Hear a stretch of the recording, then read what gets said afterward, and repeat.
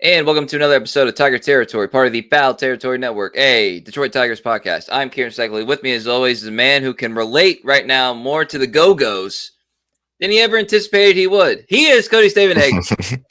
Doing good, Kieran. Hey, we are here reacting live. Jack Flaherty is back with the Tigers. This is a 2-year deal, contains an opt-out after the first. There was a lot of speculation. I was never fully sold that it was going to happen, that the Tigers even wanted to add another starter, but I think this is a thing that kind of fell into their laps. Obviously, they really like Jack Flaherty. He was great for them last year. And the market just was not what Jack wanted. The Athletic predicted him to get 4 years and 92 million. I certainly thought he could get anywhere from 80 to 100 million in free agency. It just didn't materialize for him. There were probably some concerns. The velo dipped last year in the postseason.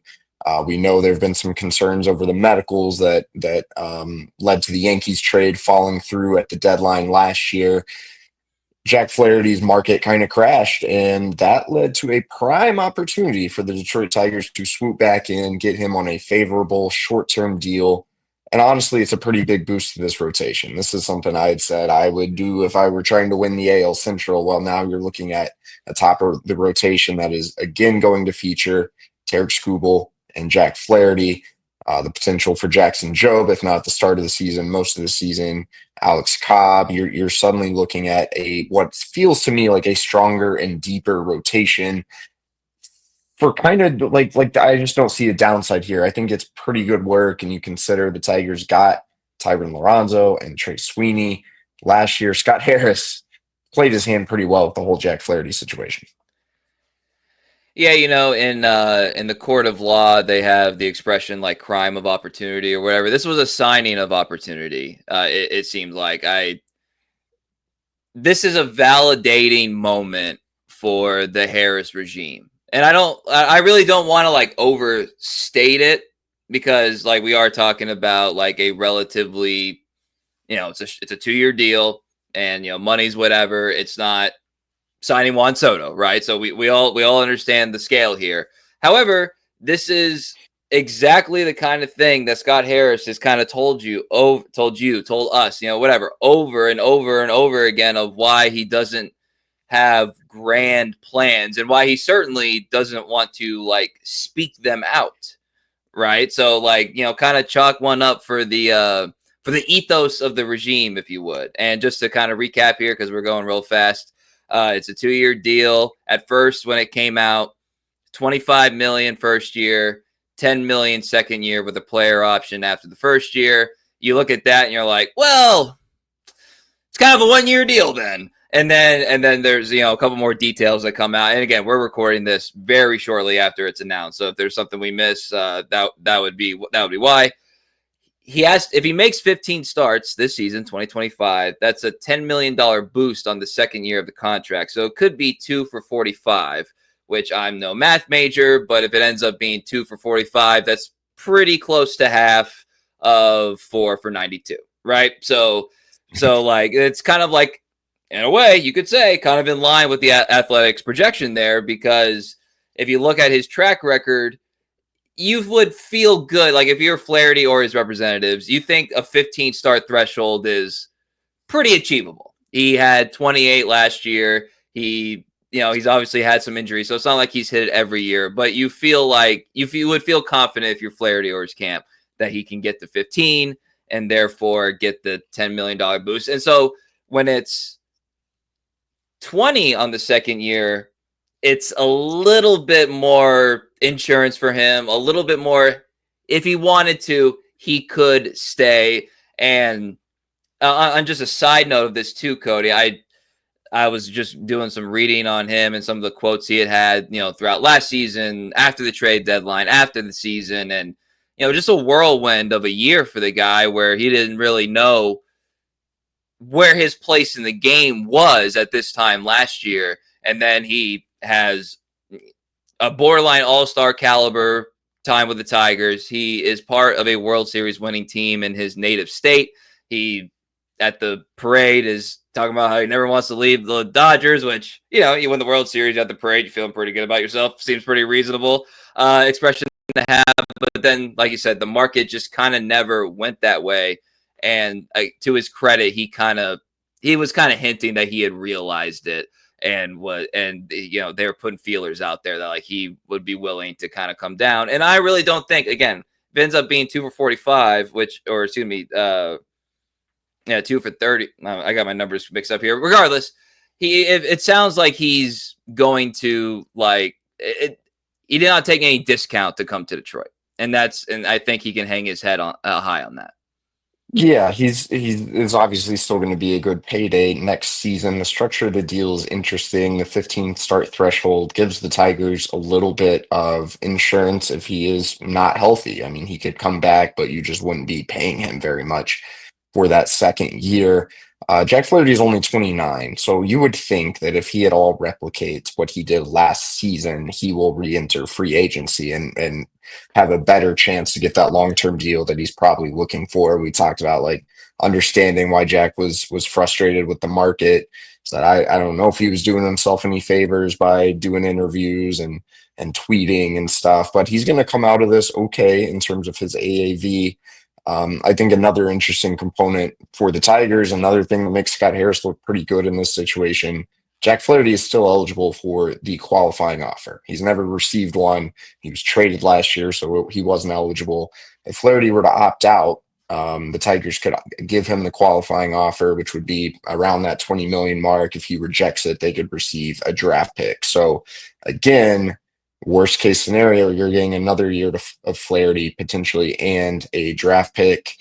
The Tigers are obviously making this move hoping to contend. It would be interesting, like if they're out of it at the trade deadline, what could happen? With an opt out, we could do the whole Erod thing all over again. But I think the Tigers are making this deal with the assumption that they're going to be in it this year and not sellers at the deadline. That's certainly the hope. Tarek Skubal's happy about this, which doesn't hurt. He's already tweeted his thoughts, and the Tigers clearly know what they're doing with Flaherty. They had a lot of success. They helped him really recapture the stuff he had shown earlier in his career. He was really good after he went to LA, even though the stuff declined a little bit by the end of the season. So I'll be curious to see, can he maintain his velocity and the shape of his slider? And are the Tigers the place that understands him and his mechanics the best? Will certainly be something to watch for this year, but there'll be a reunion. The Tigers open at the Dodgers. Jack Flaherty will get to see his old team. He'll be again pitching in the Tigers uniform. Should be fun to see. Yeah, he'll probably get a ring. Yeah, like maybe then. I don't know. It's interesting, but this works out really well for Detroit. Just a couple numbers recap here. With Detroit last year, he was 2.4 WAR. He had a 2.95 ERA. 18 starts, as I mentioned earlier. The age 29 thing is a big part of this as well. And I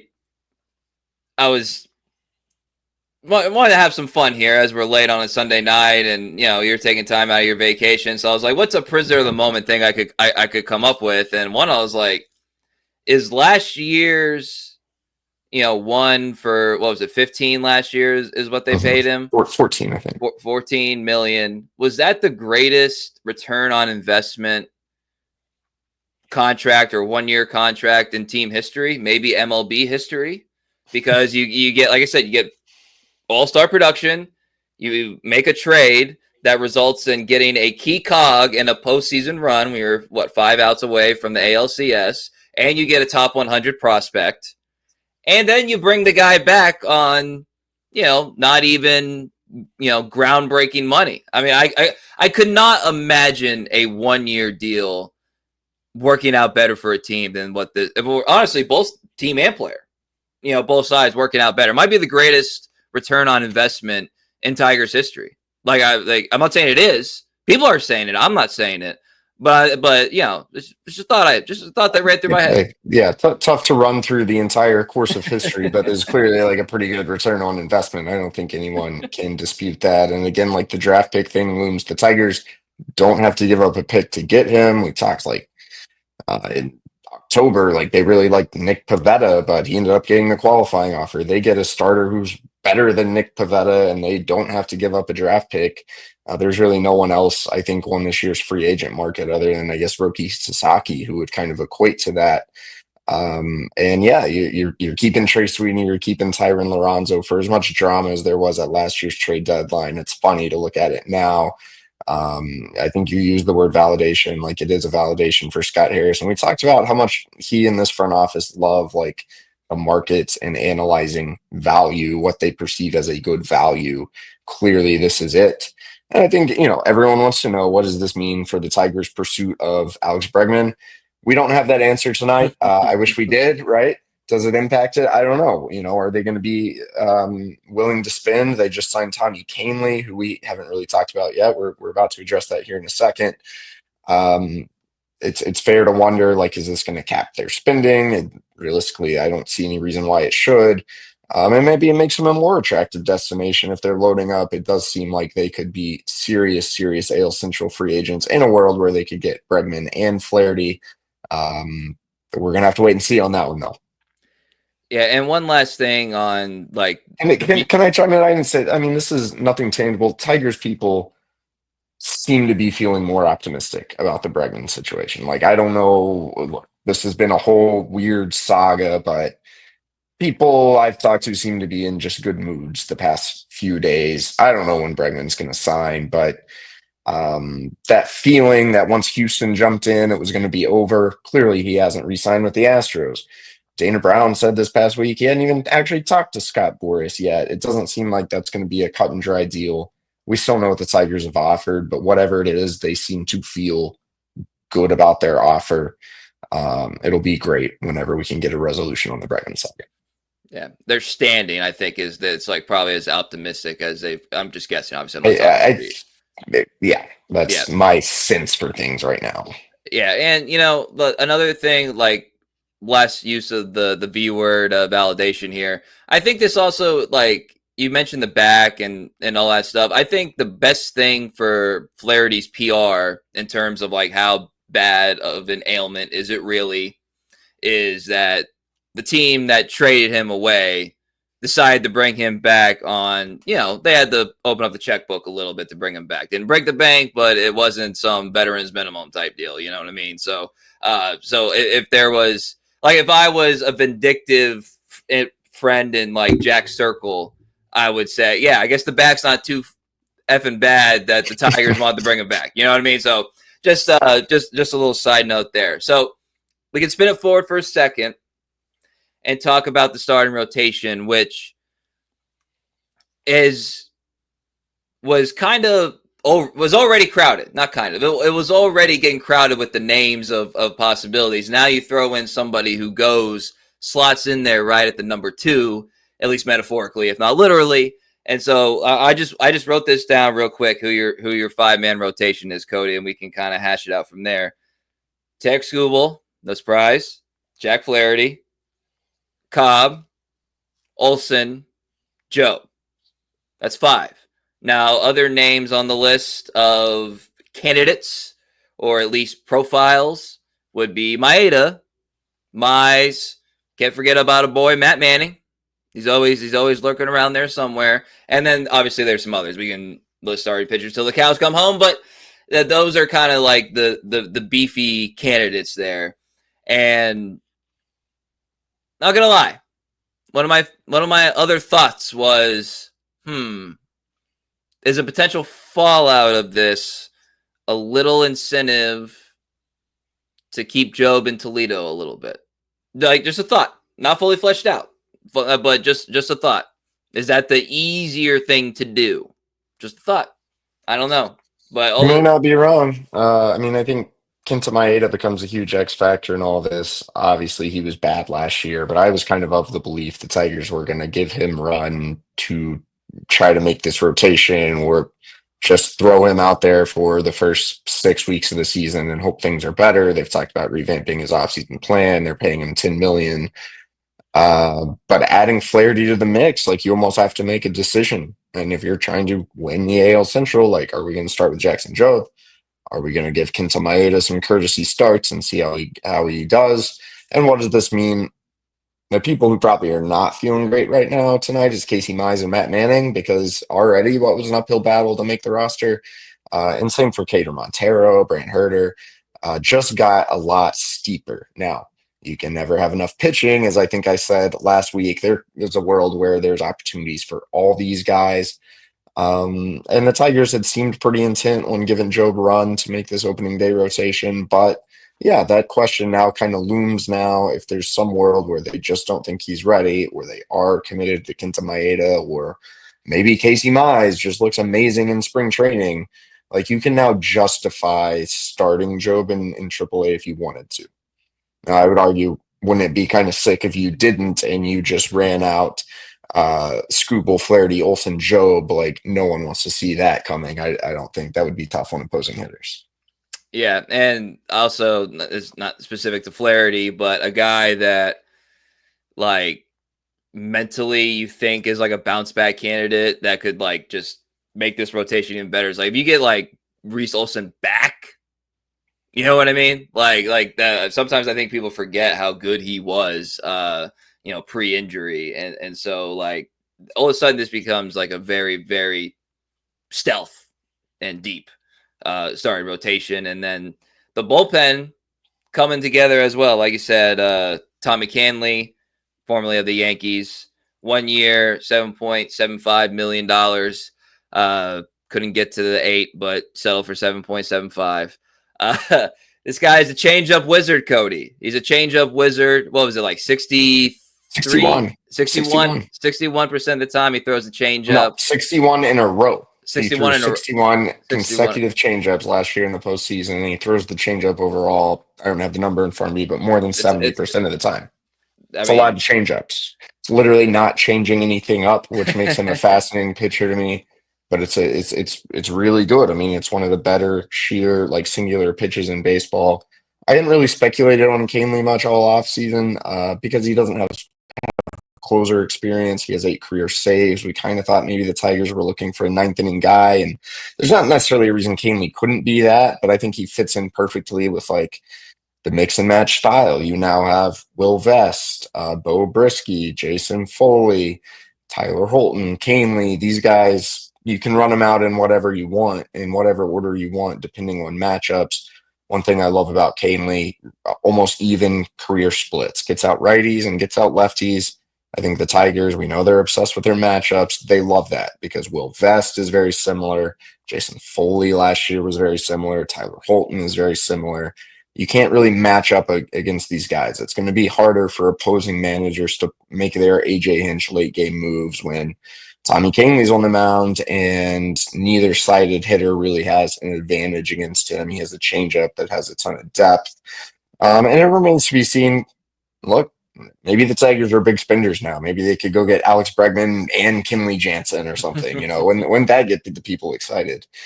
I don't know if that's going to happen. Almost seems like far-fetched when you add in Flaherty into the mix. But when you strengthen your rotation with a move like Flaherty, maybe you don't need another reliever as much. Kahnle is really good. You look at his numbers the past 3 years. He's just been a phenomenal pitcher, and the Tigers get him, on a pretty good value. 1 year, 7.75 for a guy who's had a sub-3 ERA, I believe 3 years in a row. Like, hard not to like that. A little weird being so effusively like positive about everything, but I really like both of these two moves. So here's one of the things that goes top of mind with these two moves is that if you're following the Tigers, if you're a Tigers fan for the past, we'll say 15 or 10, we'll say 10 years, you're seeing you see transactions made by the quote unquote good teams, and you think, well, could have done that. And hell, I've said it on this podcast over the offseason with some of the, like the Bellinger moves and some other kind of moves. I was like, that seemed like something that could be done. This is two pretty close together moves, Cody, that if I was like, the Royals and the Tigers are obviously like right there, but they're not like looking up at the Tigers. But if I'm a team that I think like I want to be 2025's Tigers, I'm like, well, that hurts my chances in my mind because these are two moves that are very feasible. Most teams, almost every team, could have done these moves, and somehow it worked out in the Tigers' favor. So again, that speaks to me about like the approach of Scott Harris and the confidence that they have to be able to identify traits. And then there's their pitch jobs as well. So there's a pun right there. Their pitch jobs as well to get these guys to come in. And we're not going to, we still have time to kind of answer this question, but now my mind will start wandering to what is the desired makeup of this team as a whole. So you bring in, you just bring up like the main moves, I would say, of the offseason. So that's Cobb, that's Torres, Flaherty and Kahnle. And how does that contribute to what this team is going to try to do to win games, to win the AL Central? We don't have to talk about it right now, but that's kind of what I'm going to, because it like the positive of being flexible and not having a plan that you have to put in cement is that like everything kind of goes toward the same thing. I feel like bringing Flaherty in forces you to kind of pivot a little bit of what you anticipated like your team makeup to be. And the Torres thing, moving Colt to first base, like that's all part of it. You see what I'm saying? Like they've had to be flexible. So I'm kind of curious what they see as the way forward. And maybe Bregman's the last piece and everything makes sense. But you see what I'm saying? Yeah. Look, a couple big questions still to be answered, or at least one very big question still to be answered. I'm sure we'll hear from Scott Harris. We'll hear from Jack Flaherty here in the next couple of days. I don't know, like I said, I don't know when we're going to get the answers to these questions and when the whole puzzle is going to come together, but I think you feel a lot better about the makeup of the 2025 Tigers than you did just a few hours ago with the addition of Jack Flaherty. Yeah. And, it's just remarkable that it never happens. We talked about it at the trade deadline. It never happens that the guy comes back and signs with the team. Like hardly ever. I'm sure you're right. Yeah. Didn't think it was going to happen. It has happened, but Not very often. I there's not like a lot of standout examples, right? So kudos. I mean, credit where credit is due. Kudos to Scott. Kudos to AJ and the pitching regimen. I'm sure there was some sort of sales pitch involved there too. They had to sign off on it because AJ's looking at the same names that I'm looking at in terms of who his options are. And shout out to Jack, because one of the staples of baseball these past couple years is guys holding out for the longer and sometimes bigger, sometimes both contracts, right? And not always getting it, or getting it in a situation that you just know you're not going to be like fulfilled. And again, I don't judge anybody for trying to make as much money as possible, but it feels like Jack found himself a situation where he's gonna make some money. He still has career, to borrow a team term, optionality, because he'll be at max 31, right, when this contract's up. And he puts himself in what is a comfortable and competitive position, to be playing meaningful baseball. And again, he kind of spoke it into existence. So I give him credit for that, with saying like, hey, we probably would have made a run too. Well, now's your chance, Jack. Now is your chance. Let's see. Did we flesh out all our thoughts for now, Cody, on a Sunday night? I think that we're trying to cram a lot in here. We didn't. Ha-Seong Kim signed with the Tampa Bay Rays. You talk about a good looking deal. That was a guy I really liked. Again, not sure what that means for the Tigers' pursuit of Bregman, other than probably your best backup option is now off the table.